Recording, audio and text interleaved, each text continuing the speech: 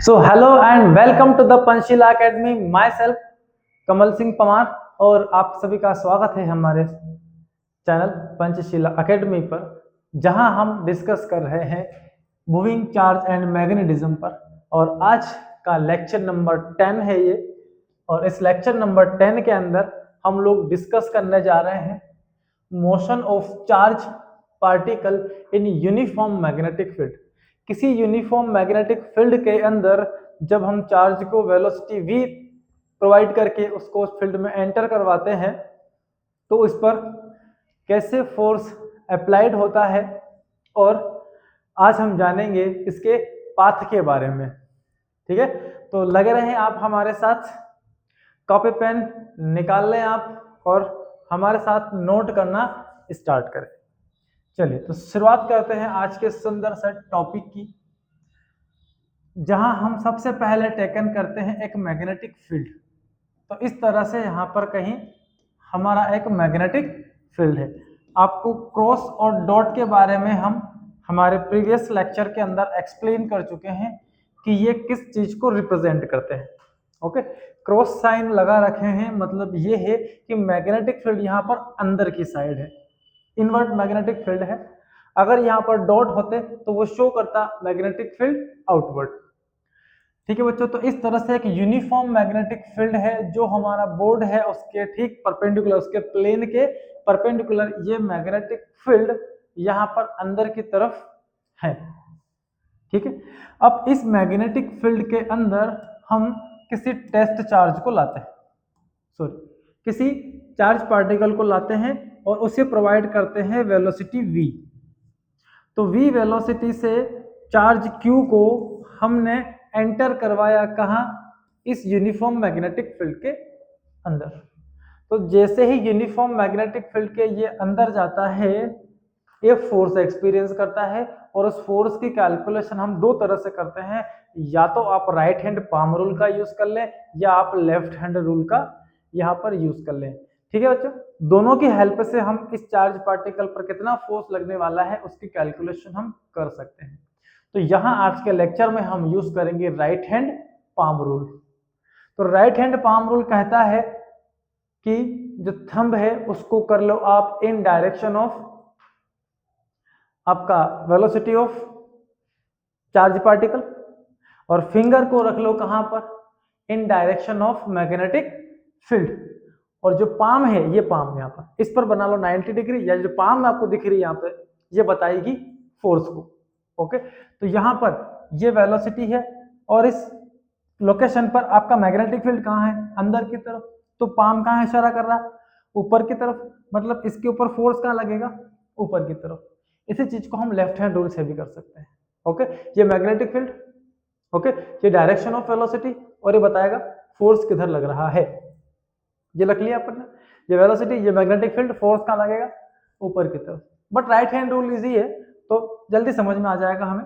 तो ये थंब कर लिया वेलोसिटी के डायरेक्शन में, और ये फिंगर्स कर ली मैग्नेटिक फील्ड की डायरेक्शन में। तो फोर्स का लगा यहाँ से ऊपर की तरफ, ठीक 90 डिग्री पर। ये तीनों आपस में कैसे हैं, म्यूचुअल परपेंडिकुलर है।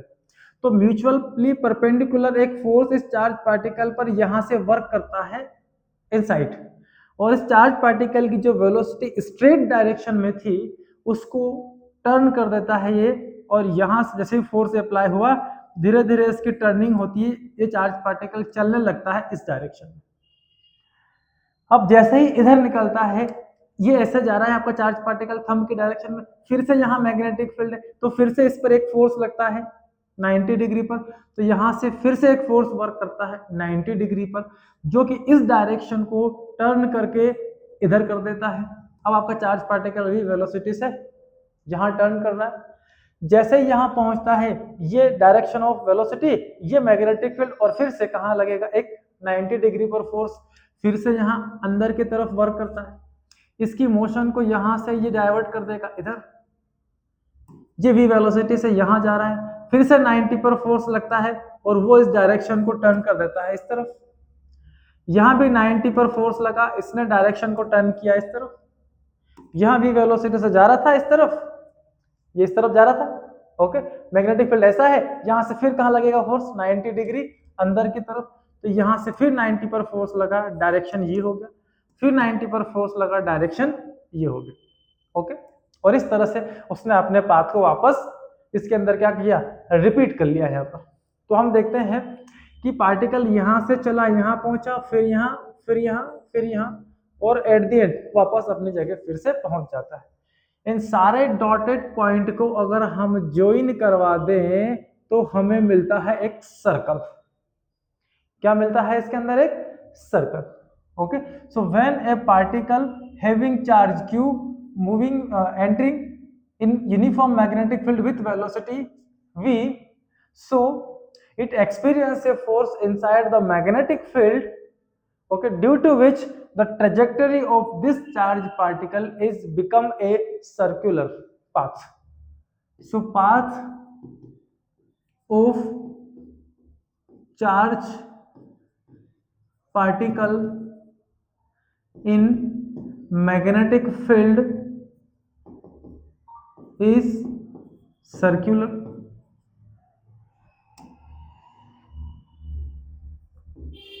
तो इसके अंदर पाथ किस तरह का हो जाता है, सर्कुलर पाथ।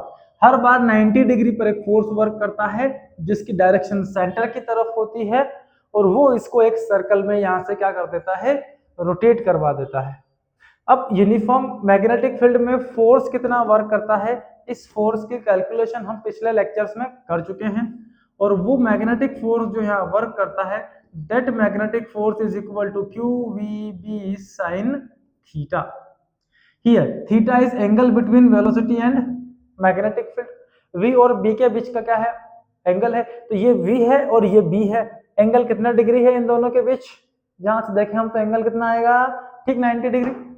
ओके, तो थीटा 90 होने से ये हट जाएगा, q v b sine 90, then only बचता है q v b, that is the magnetic force applied on this charge particle. Okay, अब ये मैग्नेटिक फील्ड इस चार्ज पार्टिकल को कहाँ रोटेट करवा रहा है, सर्कुलर पाथ में, मींस सर्कल में। और क्लास 11th के अंदर हमने सर्कुलर पाथ पर जब जब कोई ऑब्जेक्ट मूव करता है तो हमने एक फॉर्मूले के बारे में वहां पर स्टडी किया है, और वो जो रूल है वो कहता है कि हर सर्कल में घूमने वाले चार्ज पार्टिकल पर एक सेंट्रीपिटल फोर्स वर्क करता है। तो वो सेंट्रीपिटल फोर्स यहाँ पर कौन प्रोवाइड करेगा, एफ सेंट्रीपिटल, वो प्रोवाइड होगा हमारे इसी मैग्नेटिक फोर्स की हेल्प से। अगर हमारे चार्ज पार्टिकल को इस सर्कुलर पाथ को मेंटेन करना है, सो एफ मैग्नेटिक इक्वल करना होगा किसके, एफ सेंट्रीपिटल फोर्स के। दोनों फोर्स इक्वल है, सो ये q v b is equal to m v square divided by क्या मिला हमें, आर मिल जाता है। ठीक है, here r is radius of this path, r is radius of path, m mass of particle, v velocity of particle, and q charge of particle। velocity से one time velocity cancel out, बचता है qb is equal to mv divide by r। So radius of this circular path is equal to mv divided by qb। Okay, तो यहां से हमें हमारा circular path का radius मिलता है mv divided by q into b. This is the radius of this circular path. यहाँ centre से जो ये पाथ होगा रेडियस होगा हमारा, ठीक है। अच्छा, ए मास इनटू वेलोसिटी, इसे मोमेंटम भी बोला जाता है, तो इसको हम लिख सकते हैं p अपॉन क्यू बी। तो यही रेडियस का एक नया फॉर्मूला भी हमें मिल जाता है, r is equal to p upon q b. Okay, चलिए, तो ये तो बात हो गई हमारी रेडियस की इस सर्कुलर पाथ की। अब इस सर्कुलर पाथ को कंप्लीट करने में, एक राउंड पूरा कंप्लीट करने में इसे कुछ टाइम टेकन लगेगा, कुछ टाइम लगेगा इसको। अगर एक साइकिल का टाइम हम कैलकुलेट कर लें किसी पाथ का, तो उसे हम बोलते हैं टाइम पीरियड। तो यहाँ पर एक पूरा चक्कर करने का टाइम पीरियड कितना होगा, वो टाइम पीरियड हम कैलकुलेट करते हैं। तो टाइम पीरियड जब भी कैलकुलेट करने जाएंगे हम, time period is equal to ये होगा distance divided by velocity. Okay, time equal to distance upon velocity. Okay, इसको डिनोट करेंगे हम t से। अब कितनी डिस्टेंस ट्रेवल करेगा, पूरे पाथ की डिस्टेंस देख लेते हैं यहाँ से। तो यहाँ से चलना शुरू किया, यहाँ से घूमते हुए वापस अपनी ओरिजिन पर फिर से पहुंच रहा है। इट मीन्स पूरी सरकमफ्रेंस को कवर कर लेता है एक बार में। इस पाथ की रेडियस r है, तो जो टोटल डिस्टेंस आपका चार्ज पार्टिकल ट्रेवल करने वाला है that is 2 pi r and divide by velocity. Okay, ये वेलोसिटी कितना है, तो ये वेलोसिटी यहां से कैलकुलेट करते हैं। Velocity is equal to q B r divided by m, यहां से कैलकुलेट की जा सकती है q B r divided by m. Okay, so velocity of charge particle is equal to ये 2 पाई आर अपने प्लेस पर है, q B r divided by m, ये cancel. So time period of this circular path 2 pi m divided by q B. यहां पर कहीं भी velocity नहीं दिख रहा है आपको फॉर्मूले, means time period does not depends, ऐसे लिखते हैं डिपेंड्स, बदल दो, does not depends on velocity of charge particle.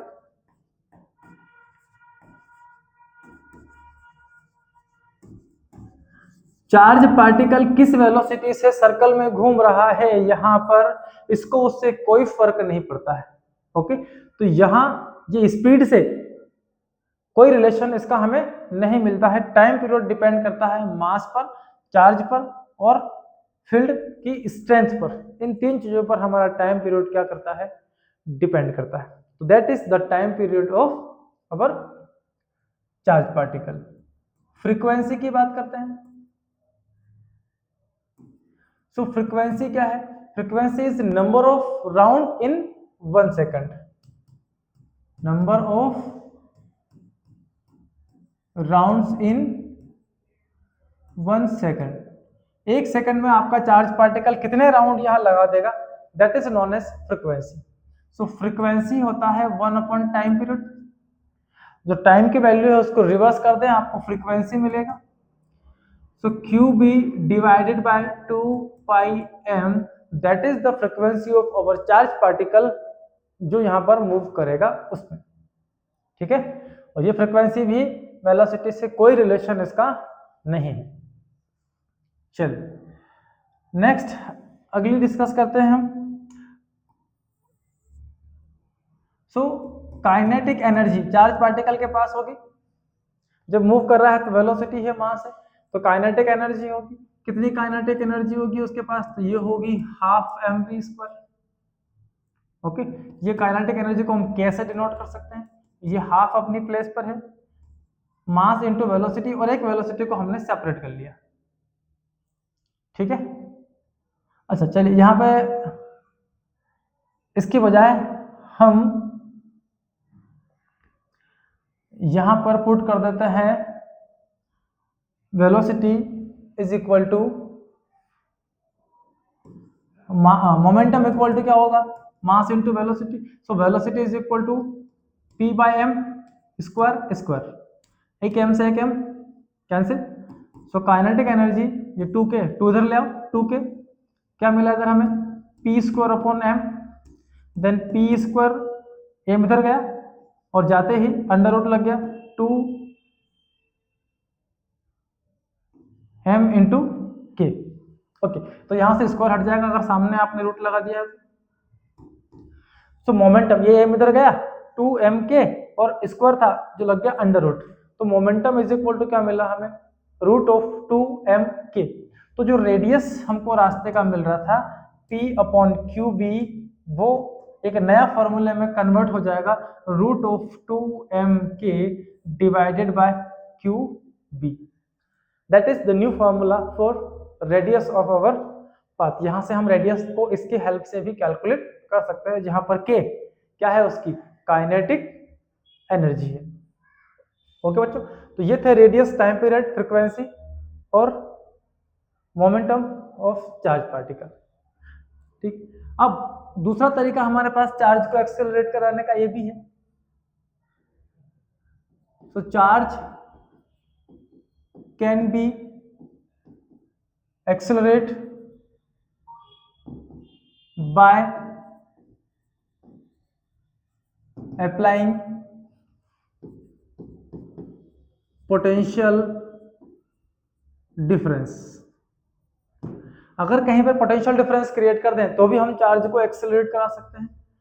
और potential difference means voltage is equal to work upon क्या होगा, charge. So work done is equal to voltage into क्या होगा, चार्ज। तो जब भी चार्ज पार्टिकल पर कोई वर्क डन होगा वो हो जाएगा वोल्टेज इनटू चार्ज के इक्वल। मतलब जब भी हम किसी चार्ज पार्टिकल को, ये plus v higher potential level, ये जीरो, तो चार्ज को हम कहाँ दौड़ा सकते हैं, हायर पोटेंशियल से लोअर पोटेंशियल की तरफ। जैसे ही चार्ज को आप हायर से किधर लाएंगे, लोअर पोटेंशियल की तरफ, तो उस पर क्या होगा, वर्क डन कितना, पोटेंशियल इनटू चार्ज। ये वर्क डन उसकी एक एनर्जी के फॉर्म में स्टोर होगा। वो क्या करेगा, इस चार्ज पार्टिकल को एक काइनेटिक एनर्जी यहाँ पर प्रोवाइड करेगा। So this work is equal to, by work energy theorem अपने क्लास 11 पे पढ़ा होगा, this work is equal to change in kinetic energy. Okay, so this work done is equal to qv और change in kinetic energy is equal to half m v square। डेल भी कर सकते हैं, माइनस v माइनस u भी कर सकते हैं, चेंज इन काइनेटिक एनर्जी। ये potential difference, sorry work done q into v, v यहाँ पर पोटेंशियल है, वेलोसिटी नहीं है, इसीलिए इसको हम लिखेंगे कैपिटल लेटर्स। तो charge into voltage is equal to this kinetic energy. यहाँ पर वेलोसिटी आप कैलकुलेट कर सकते हैं, पोटेंशियल कैलकुलेट कर सकते हैं। वेलोसिटी का फॉर्मूला पिछली क्लास वाला v is equal to q B r divided by m, इसे अप्लाई करके आप पोटेंशियल चार्ज जो भी कैलकुलेशन हमको करना होगी उसकी कैलकुलेशन हम आसानी से यहाँ से कर सकते हैं। ठीक है, तो क्या क्या हमने स्टडी किया है इसमें, तो हमने स्टडी किया है कि क्यू वी बी जो मैग्नेटिक फोर्स है वो सेंट्रीपिटल फोर्स के इक्वल होगा। ओके, और इसी फॉर्मूले से हमने सारी कैलकुलेशन यहाँ पर आगे की है। ओके, तो हमें रेडियस मिला है m v divided by q b. Okay, एक फॉर्मूला ये मिला है पी बाय क्यू बी, और दूसरा फॉर्मूला रेडियस का हमें मिला है 2m k divided by q b. Time period मिला हमें 2 pi m divided by q B. यहां से हमें वेलोसिटी मिलेगा v is equal to q B r divided by m। Okay, divided by m। यहां पर वेलोसिटी और रेडियस दोनों एक दूसरे के डायरेक्ट प्रोपोर्शनल होते हैं। मतलब छोटा सर्कल होगा तो रेडियस छोटा, वेलोसिटी छोटी। बड़े सर्कल में जाएगा तो रेडियस बढ़ जाएगा, वेलोसिटी बढ़ जाएगी। और बड़े पाथ में जाएगा तो रेडियस और बढ़ जाएगी, वेलोसिटी भी उसकी और बढ़ जाएगी। इसलिए हर चार्ज पार्टिकल का टाइम पीरियड कांस्टेंट होगा। ओके, अगर वो यूनिफॉर्म फील्ड में ट्रेवल कर रहा है तो। फ्रीक्वेंसी हमने कैलकुलेट किया है q B divided by 2 pi m. तो इतने फॉर्मूले हमने यहाँ से स्टडी किए हैं, जहाँ जो भी नीड आपको लगे उसकी हेल्प से आप अपने क्वेश्चंस को सॉल्व आसानी से कर सकते हैं। That is the path of charge particle in uniform magnetic field. जब जब यूनिफॉर्म मैग्नेटिक फील्ड में आपका चार्ज पार्टिकल एंटर करने वाला है वो हमेशा कहाँ घूमेगा, एक सर्कुलर पाथ में घूमेगा। अगर आपने उसे v वेलोसिटी से इस मैग्नेटिक फील्ड में एंटर करवाया है उस केस में। और ये जो वेलोसिटी है, ये वेलोसिटी हमेशा कैसे होना चाहिए, perpendicular to the magnetic field.